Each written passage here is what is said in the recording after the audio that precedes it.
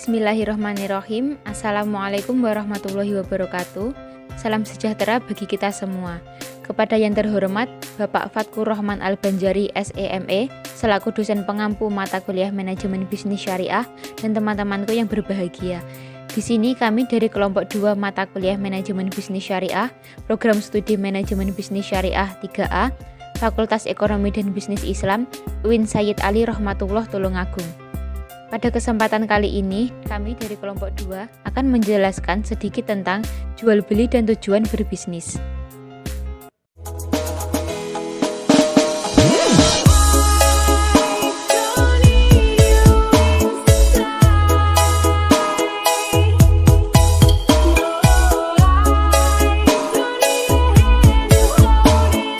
Pengertian jual beli dalam Islam. Jual beli dalam istilah fikih disebut dengan al-bai yang berarti menjual, mengganti dan menukar sesuatu dengan sesuatu yang lain. Lafal al-bai dalam bahasa Arab terkadang digunakan untuk pengertian lawannya, yakni kata asyiro atau beli. Dengan demikian, kata al-bai berarti jual, tetapi sekaligus juga berarti beli.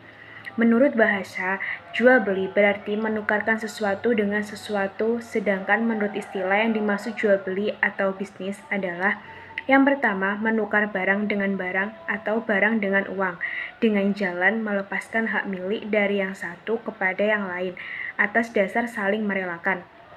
Yang kedua, sebagian ulama memberikan pemaknaan tentang jual beli atau bisnis.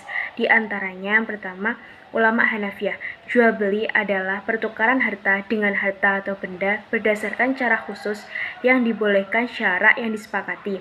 Menurut Imam Nawawi, dalam Al-Majmu' mengatakan jual beli adalah pertukaran harta dengan harta untuk kepemilikan. Selanjutnya, hukum jual beli. Yang pertama, Al-Quran. Jual beli ini adalah suatu perkara yang telah dikenal masyarakat sejak zaman dahulu, yaitu sejak zaman para nabi hingga saat ini. Dan Allah mensyariatkan jual beli ini sebagai pemberian keluangan dan keleluasaan darinya untuk hambanya itu dalam surat tentang diperbolehkan jual beli ini, didasarkan pada firman Allah yang berbunyi, Bismillahirrahmanirrahim. Wa ahalallahu bai'a wa harramar riba. Artinya, Allah telah menghalalkan jual beli dan mengharamkan riba. Dalam Quran Surat Al-Baqarah ayat 275. Selanjutnya, hukum jual beli yang kedua, hadis. Berdasarkan hadis yang diriwayatkan oleh Bukhari tentang jual beli, dapat disimpulkan bahwa manusia yang baik memakan hasil usaha tangannya sendiri. Maksudnya, apabila kita akan menjual atau membeli suatu barang yang diperjualbelikan harus jelas dan halal dan juga bukan milik orang lain, melainkan milik kita sendiri. Allah melarang menjual barang yang haram dan najis, maka Allah melaknat orang-orang yang melakukan jual beli barang yang diharamkan seperti menjual minuman yang memabukkan seperti khamar, bangkai, babi lemak, dan juga berhala. Hukum jual beli yang ketiga yaitu ijma'. Para ulama fikih dari dahulu sampai dengan sekarang telah sepakat bahwa pada dasarnya semua bentuk muamalah boleh dilakukan kecuali ada dalil yang mengharamkannya. Kaidah yang telah diuraikan tersebut dapat dijadikan dasar atau hujah dalam menetapkan hukum berbagai masalah berkenaan dengan keuangan syariah. Dasar hukum tersebut menjelaskan bahwa jual beli itu adalah hukumnya mubah.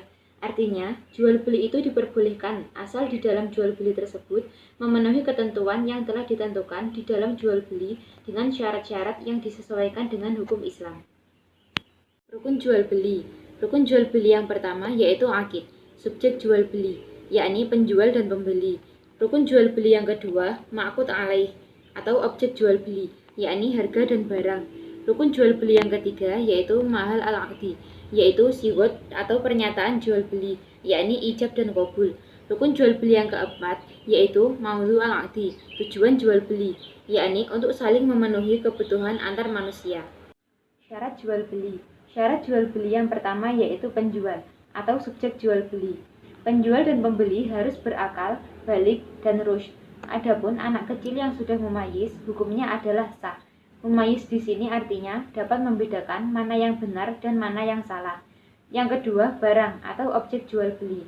Barang ada wujudnya ketika transaksi atau akad. Jika barang tersebut tidak ada ketika akad, namun pihak penjual menyatakan kesanggupannya untuk mengadakan barang itu, misalnya barang itu berada di dalam gudang.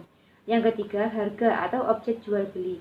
Harga yang disepakati kedua pihak, pembeli dan penjual, harus jelas nominalnya. Transaksi bisa diserahkan ketika akad, baik dengan uang tunai, cek, ataupun kartu kredit. Yang keempat, ijab qabul atau pernyataan jual beli. Ungkapan ijab qabul harus dibaca dengan jelas antara kedua belah pihak, yaitu penjual dan pembeli. Ijab dan qabul harus dilakukan dalam satu majelis, artinya penjual dan pembeli harus dalam satu tempat yang sama. Ungkapan ijab qabul boleh dilakukan secara lisan, tulisan, dan isyarat. Jual beli yang dilarang dalam Islam. Yang pertama yaitu riba. Kegiatan ini diartikan sebagai pengambilan kelebihan saat melakukan transaksi jual beli dengan cara tertentu. Misalnya saja pembayaran sistem mencicil. 2. Gharar. Gharar yaitu transaksi yang mengandung ketidakjelasan. Hal tersebut berlaku baik dari pihak penjual atau pembeli, sehingga membuka peluang besar terjadi penipuan atau mengakibatkan kerugian. 3. Yaitu maisir unsur. Maisir unsur merupakan bentuk permainan yang mengandung unsur taruhan dengan disepakati bahwa pemenang akan mendapatkan hasil secara keseluruhan atau sesuai aturan. Jenis-jenis maisir yang harus dihindari seperti mengadu nasib dengan undian, bertaruh menggunakan uang. Yang keempat yaitu tadlis. Hal ini dapat terjadi ketika salah satu pihak menyembunyikan sesuatu yang berkaitan dengan transaksi tersebut dari pihak lain, sehingga menimbulkan keuntungan pribadi. Tadlis dibagi menjadi 4 bagian, yaitu berdasarkan kuantitas, kualitas, harga, serta barang. Yang keempat yaitu ihtikar. Jenis ini adalah memanipulasi penawaran barang yang sedang langka di pasaran dengan harga yang tinggi. Umumnya mereka akan menimbun stok untuk umum menipis. Yang keenam yaitu riswah. Riswah adalah perbuatan membeli sesuatu yang bukan haknya kepada orang lain, atau dikenal dengan sebutan suap. Pengertian riba. Riba secara bahasa berarti tambahan, sedangkan menurut istilah riba berarti pengambilan tambahan dari harta pokok secara batil. Secara umum, riba adalah pengambilan tambahan baik dalam transaksi jual beli maupun pinjam-meminjam secara batil atau bertentangan dalam prinsip muamalah dalam Islam. Macam-macam riba. Yang pertama yaitu riba fadl, pertukaran barang ribawi sejenis dengan takaran yang berbeda, atau dapat diartikan sebagai tambahan dari salah satu jenis barang yang dipertukarkan dalam proses transaksi.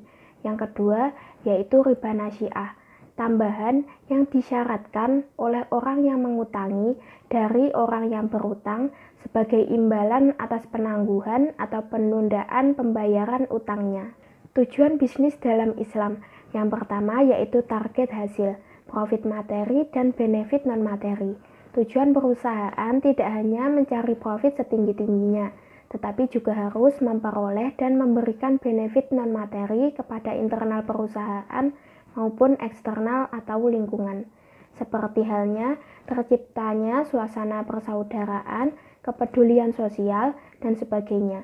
Benefit yang dimaksudkan tidaklah semata memberikan manfaat kebendaan, tetapi juga dapat bersifat non-materi. Yang kedua yaitu pertumbuhan.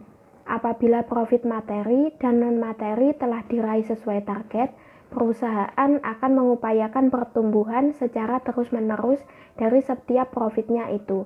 Upaya pertumbuhan ini tentu saja dijalankan sesuai dengan aturan syariat Islam. Yang ketiga yaitu keberlangsungan. Belum sempurna sebuah orientasi bisnis jika hanya berhenti pada pencapaian target hasil dan pertumbuhan, sehingga perlu diupayakan agar target yang telah dicapai tersebut dijaga keberlangsungannya dalam kurun waktu yang sangat lama. Yang keempat yaitu keberkahan dan keridhaan Allah. Faktor keberkahan merupakan puncak kebahagiaan hidup seorang muslim. Bila ini tercapai, berarti telah memenuhi 2 syarat diterimanya amal manusia, yakni adanya niat ikhlas dan cara yang sesuai dengan syariat Islam.